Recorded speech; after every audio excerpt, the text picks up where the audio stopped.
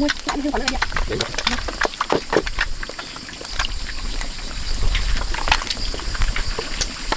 Tôi bắn mẹ. Em chín nhá. Vâng. Chị đang cơm với em. Vâng, đang cơm ạ. Em mời ăn chưa? Em lại để trên đây ạ. Tôi cứ để đây được. Nó sáng.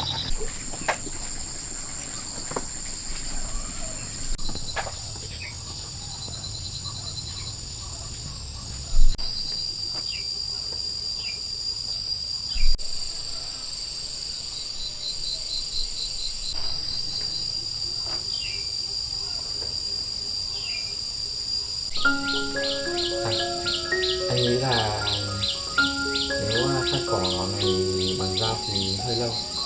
Anh sẽ về và thay quần áo rồi mang máy cắt ra đây. Anh sẽ giúp anh cắt để cho nó nhanh hơn, bởi vì là ở đây nhiều cây sợ tạp quá mà.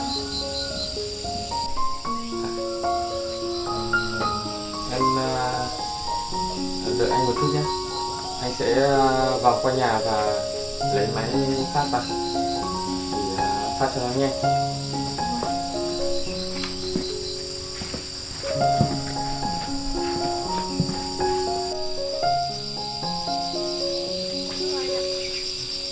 Cứ đợi anh.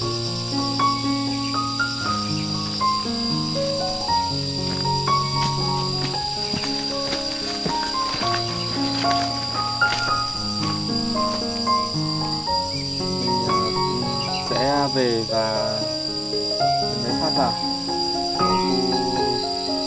ấy phát.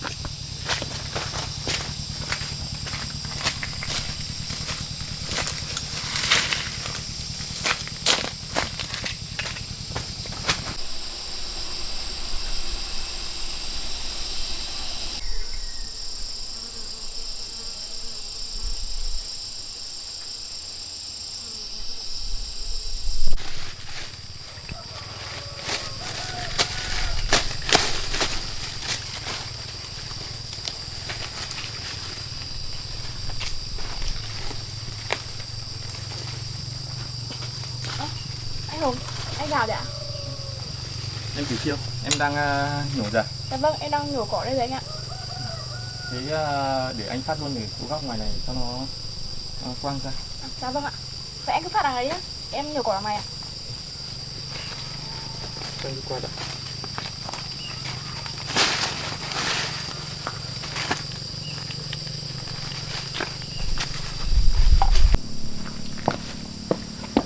Chắc là lâu không nổi.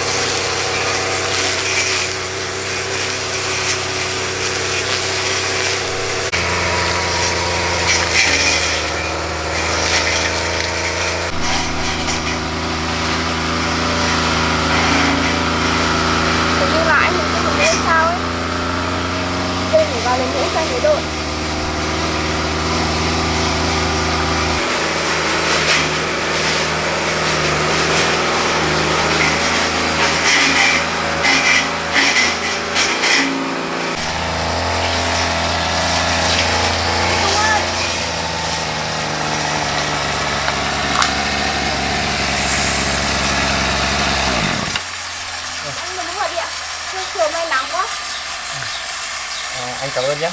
Dạ vâng. Để anh phát cái này cho nó qua. Dạ vâng. Anh nhớ chú ý nhé. Anh biết rồi. Cái này phát cái này nó cũng nguy hiểm, anh cũng làm nhiều, anh cũng quen rồi.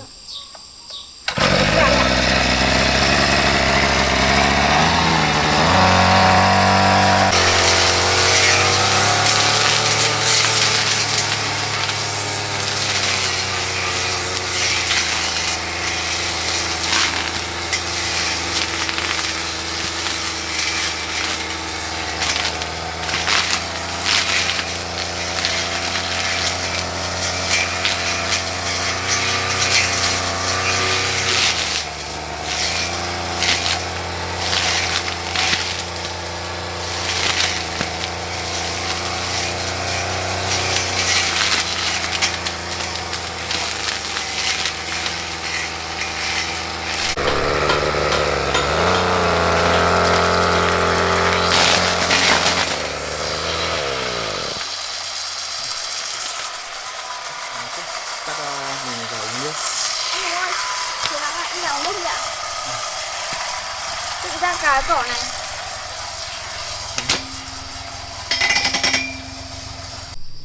Ở đây ngồi đi ạ.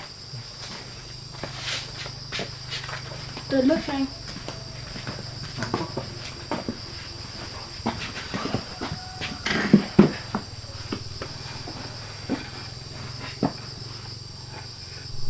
Anh bài ngồi đi ạ, để em một nước cho anh uống.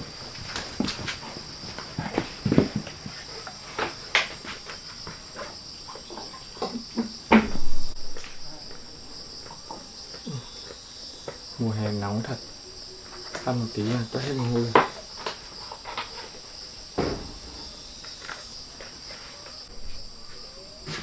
Anh ơi, anh uống nước đi ạ. Cho anh xin nhé. Anh uống đi. Ăn nước quá. Anh mời em uống nước nhé.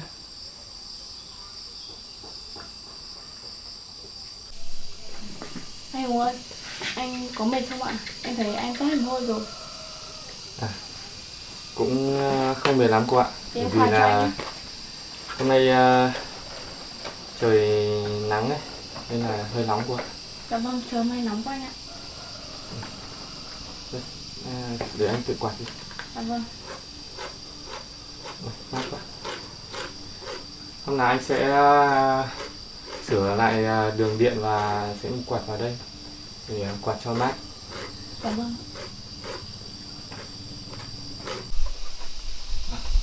Nghỉ một lúc mát mát rồi chắc là anh lại ra phát tiếp thì cố cho nó xong cái cỏ xung quanh nhà. Anh cứ ngồi nghỉ uống nước đi đã, rồi tí làm tiếp ạ. Cái trời hơi nắng quá.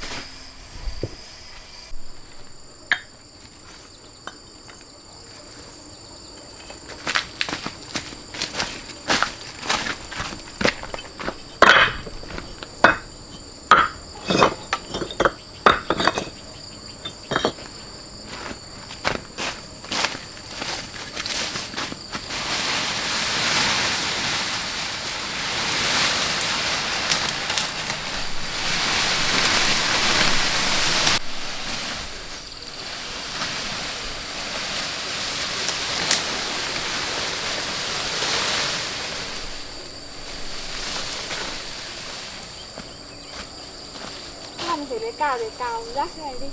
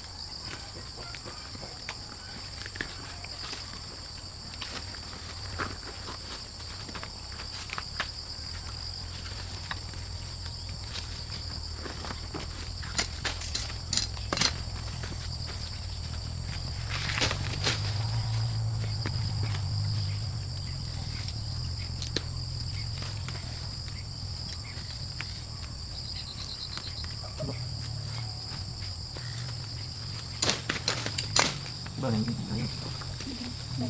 Đẹp.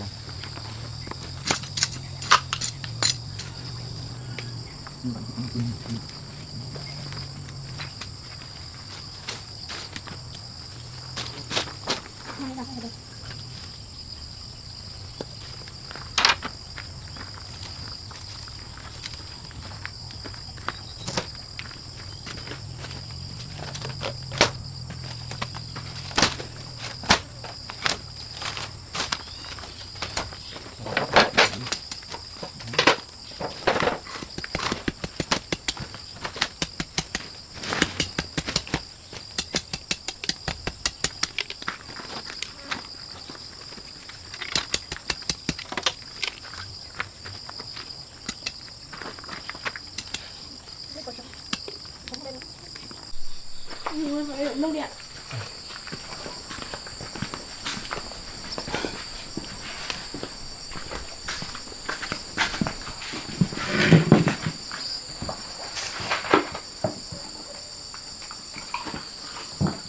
Em uống nước đi ạ.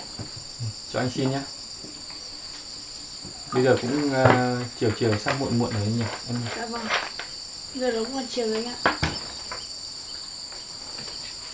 Em uống nước đi ạ. Em về em luôn. Anh Hùng ơi, trời cũng sắp tối rồi, hay là anh ở đây ăn cơm với em ạ, để em đi nấu cơm. Vậy chắc là tối nay anh sẽ ở đây cùng em ăn cơm một bữa. Dạ vâng. Tại chỗ này cũng mới đến, anh sẽ ở đây ăn cơm với em một bữa cho vui em ạ. Dạ vâng. Thế để em đi nấu cơm ạ. Thế thì để anh hộ em sửa lại cái đường nước. Dạ vâng.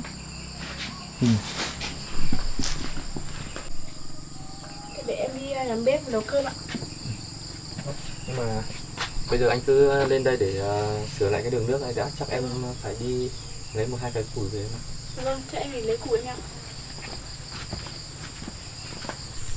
Chắc là mình phải sửa đường nước cho cô Thủy Tiêu trước.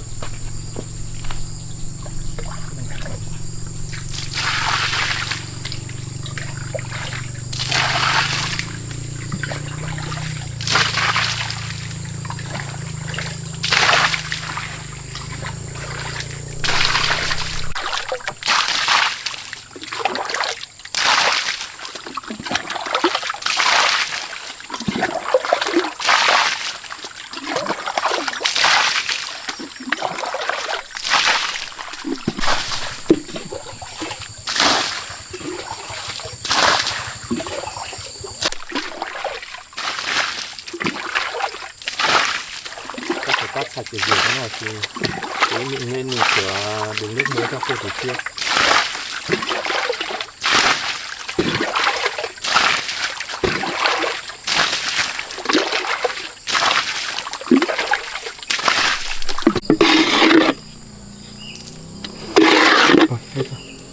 Bây giờ chắc là mình lên kia để xem đường nước thôi.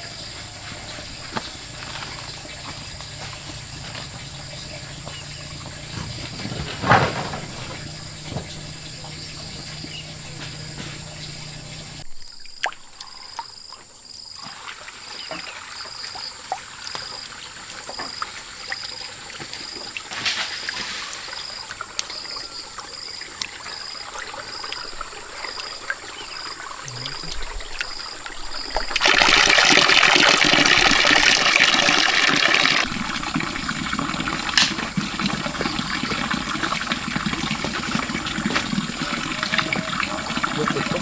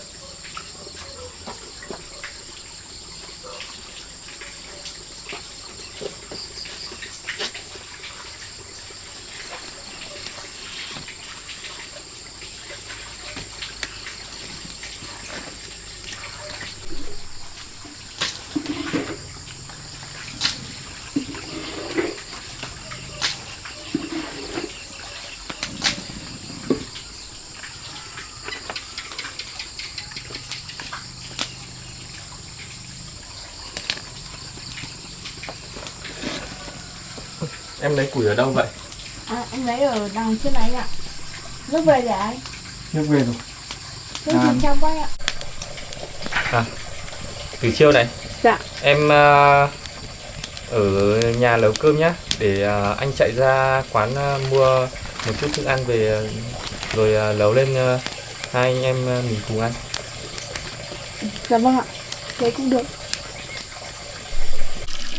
Dạ vâng. Vậy thì anh sang về luôn nhỉ? Để em còn đi có bạn nấu cơm nữa. Thì em ở nhà nấu cơm nhá. Dạ vâng. Để anh ra ngoài để mua chút thức ăn về nấu rồi mang lên mình cùng ăn. Anh đi về sớm nhé.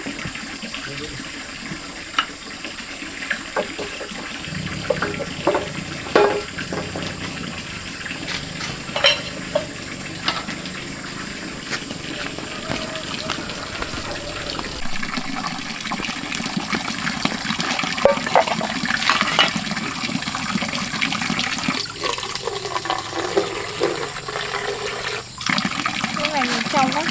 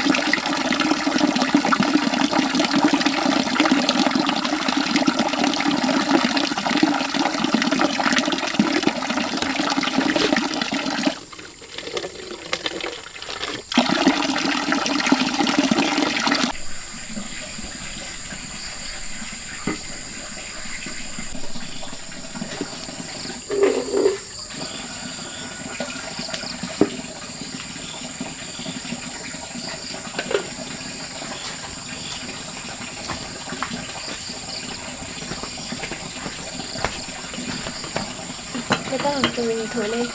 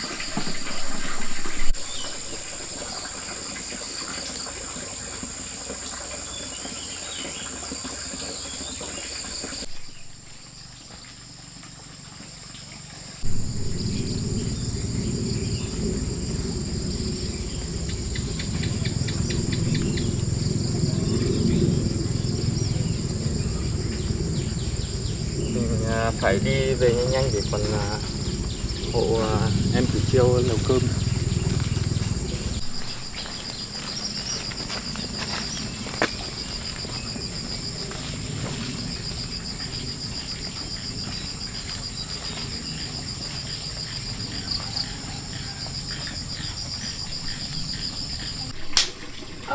Anh Hùng, anh về rồi ạ? Anh về rồi.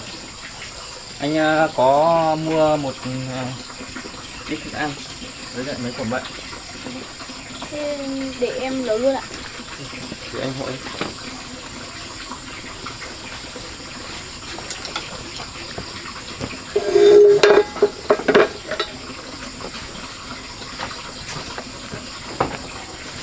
Chắc lại để em thái thịt anh ạ. Em đi thái thịt đi, để anh hộ em thái đậu. Vâng.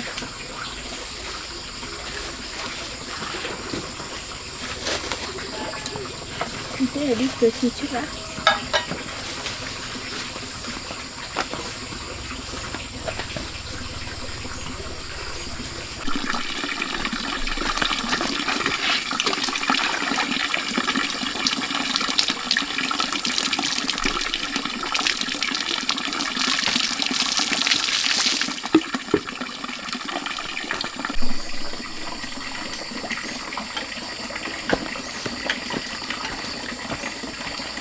Thủy Chiêu này, Dạ. em có ăn được đậu sống không? Em ăn được anh ạ. Thì chúng ta ăn đậu sống nhé. Dạ vâng. Em đợi anh một chút nhé. Dạ vâng. Anh thái đậu xong anh đưa ra cho em để em thái. Hay để anh thái thịt luôn cho. Để em thái cho anh ạ. Em thái đi. Cắt đi.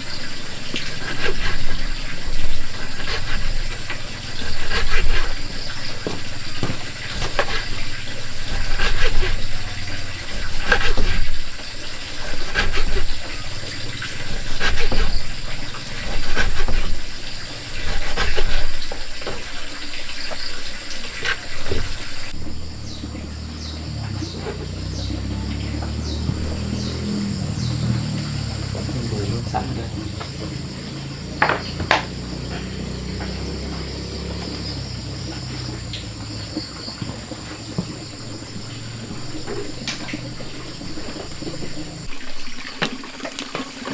Mình nhảy lên cơm xong. Chắc chín rồi đấy, chắc mình phải gần ra ngoài không có sợ thì cháy mất.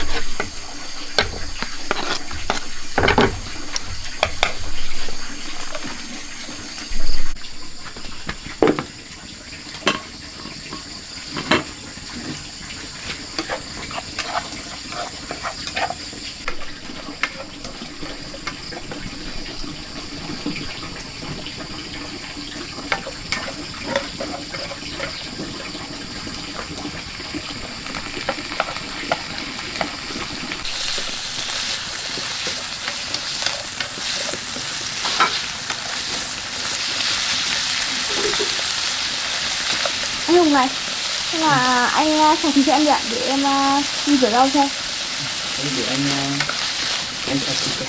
Vâng, anh xào đi ạ. Đấy.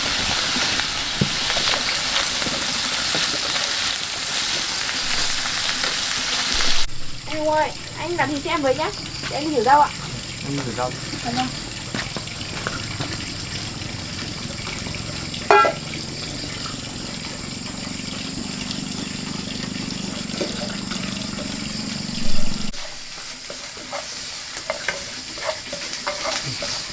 Đúng là mùi hồng, ngồi gần bếp nóng.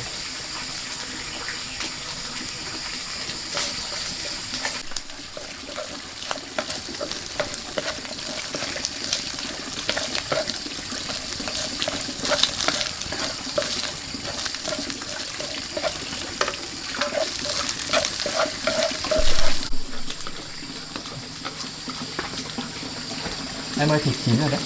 Chứ à? Em bắt xuống đi để em cho nước lên ạ.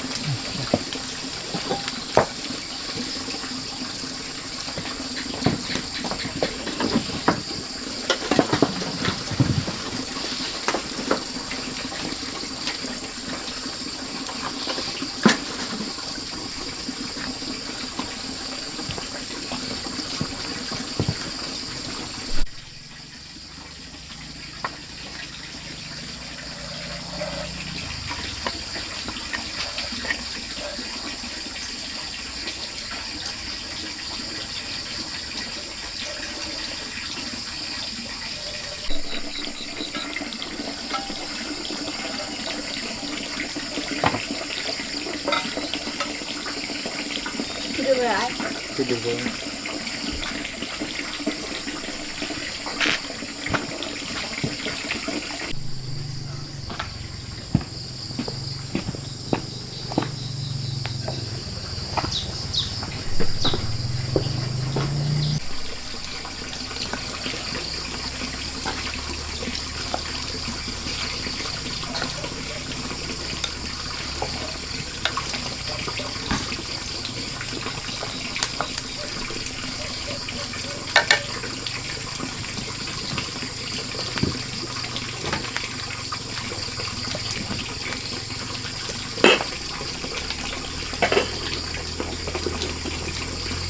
Đây là cơm.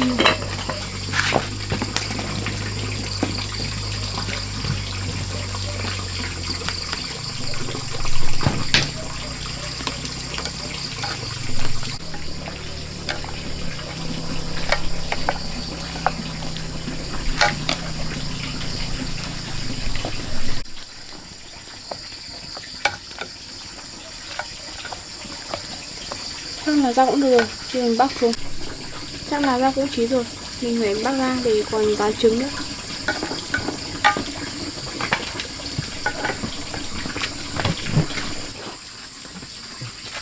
Em này.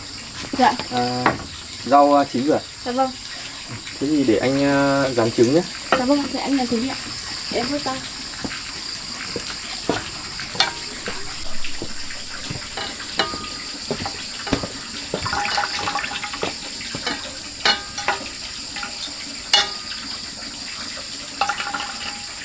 Được rồi, mình sẽ đổ canh thôi.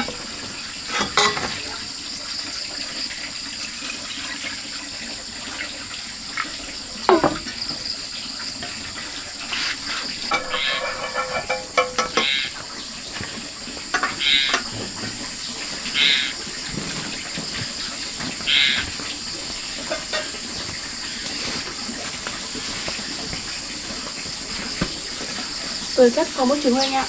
Đủ hết rồi. Còn mỗi rán trứng nữa, để anh ốp nhé. Dạ vâng ạ.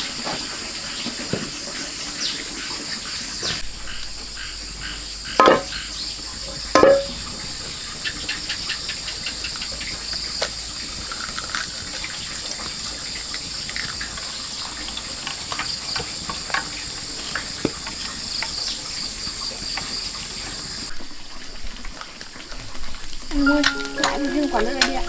Để anh đặt.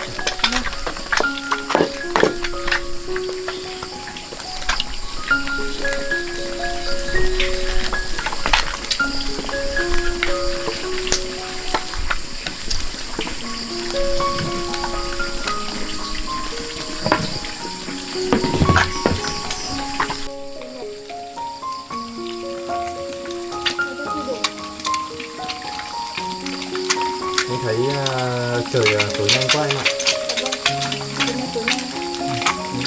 Trời tối nhanh thế. Nhìn ngon quá. Cá đây chính là thương hiệu anh ạ. Đủ chưa này? Dạ. Anh vào anh sắp xế đèn đi.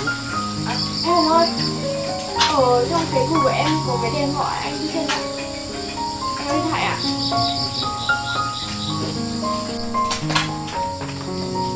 Trời tối nhanh quá em ạ. Để anh và anh thắp đèn đi nhé. Anh ơi, có đèn em để trong mùi, em vào đấy mùi vào trong mùi em thắp lại em về nhá. Em đặt trứng.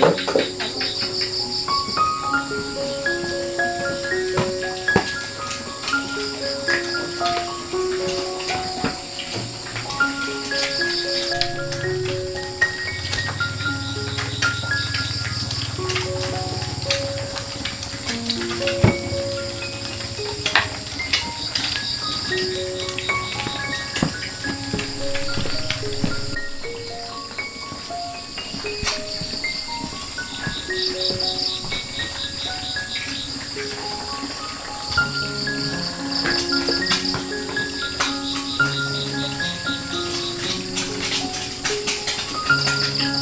sẽ lấy cái đèn này ra để soi cho em tỉ chiều.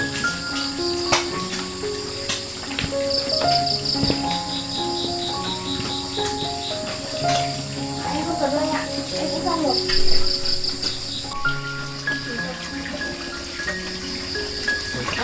Không cần đâu ạ, cơm cũng chín rồi. Đừng ra nghe cơm ạ. Rồi chúng ta đem cơm. Anh không em làm mới thì em bắt được cơm ạ.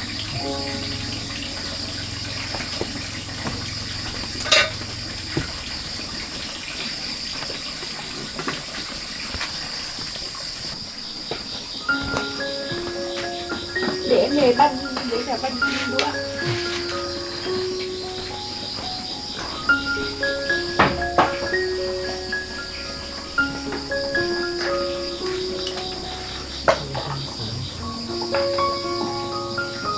Chúng ta cơm ạ. Chúng ta ăn cơm. Em đến nuôi đó. Ngon quá.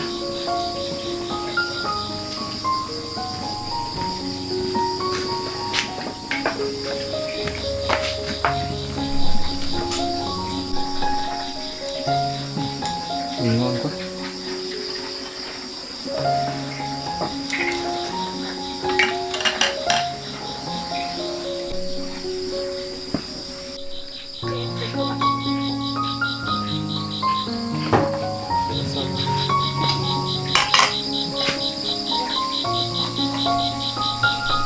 Ngon quá.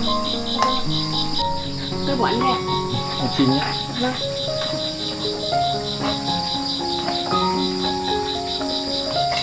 Chúng ta ăn cơm thôi em ạ. Dạ vâng ạ, đang cơm ạ. Em mời ăn thôi ạ. Anh để tiền đây ạ. Thôi cứ để đây được. Cho nó sáng. Dạ vâng. Em thấy như kiểu cái đèn kia muốn chết điện rồi. Anh ăn đi ạ. Anh mời em Dạ nhé. vâng, anh có đây ạ. Anh cũng ăn đi ạ. Anh Mời xin anh nhé. ạ. Dạ vâng. Anh ăn đi ạ. Em ăn đi.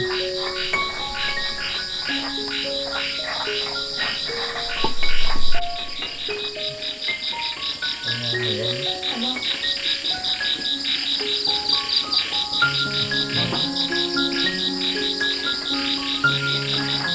Em khá lâu rồi, em ăn tôi thử ăn đi ạ.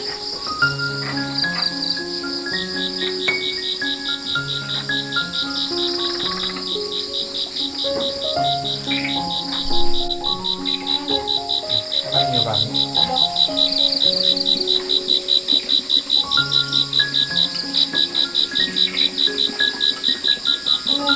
Em ăn mình chuẩn bị ạ. Anh xin nhé. Anh ơi, em có chút nước chanh này. Anh xin nhé. Dạ vâng.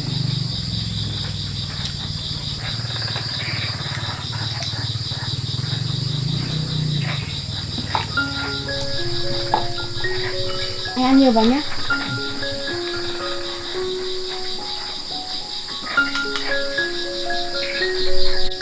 Tôi thì chưa. Tôi cũng ăn no rồi đấy. Ăn no rồi. Em sẽ ăn no được. Chúng ta để cơ hội cô Dạ vâng, em gọi. em gọi nha.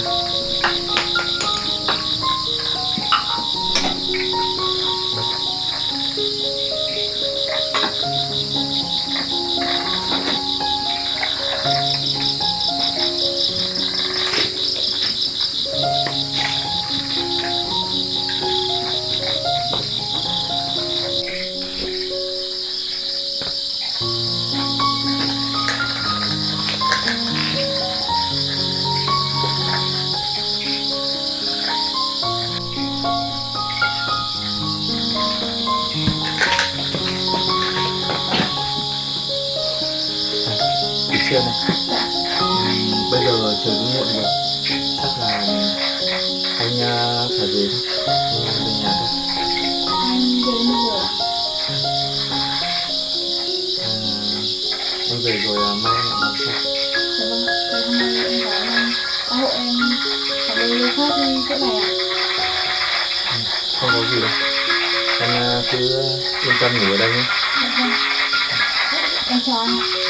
Cứ tí nữa ngủ anh chúc em ngủ ngon nhé. Vâng. Đi về đây. Anh nhìn cẩn thận nhá. Em về cẩn thận nhá.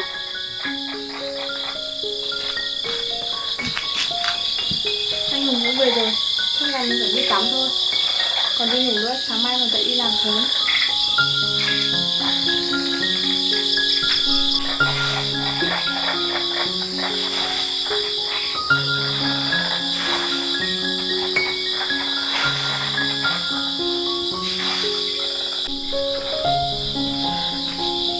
Mình đóng cửa đã.